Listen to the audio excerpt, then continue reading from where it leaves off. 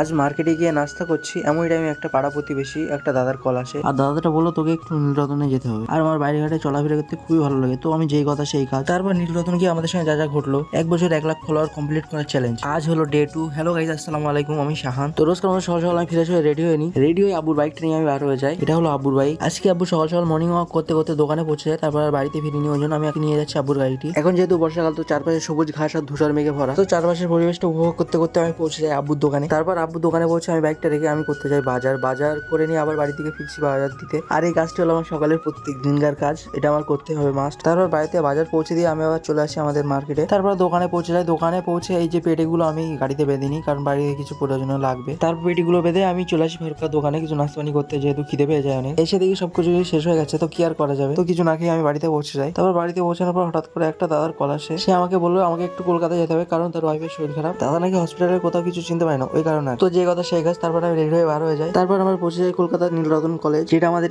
NRS medical college নামে পরিচিত। তারপর ওখানে পৌঁছাতে না পৌঁছাতে মুষলধারে বৃষ্টি চালু যায়, একটা না দুপুর থেকে সন্ধ্যা পর্যন্ত। আমরা এখানে পৌঁছাই 10টার দিকে। তারপর ডাক্তারবাবু আমাদের পেশেন্টটা দেখে 1টার দিকে, দেখে আমাদের পেশেন্টটাকে ভর্তি করে নেয়। তারপর আমরা বসে থাকি দুপুর থেকে রাত পর্যন্ত। এর মধ্যে আমাদের অনেক প্রবলেমের সম্মুখীন হতে হয়, তো সব কথা ভিডিওতে বলা সম্ভব না। তো তারপরে সব প্রবলেম সলভ করে আমরা বাড়িতে রওনা হই। সবশেষে একটি কথা বলতে যাই, ফলো করে দাও না বন্ধুরা।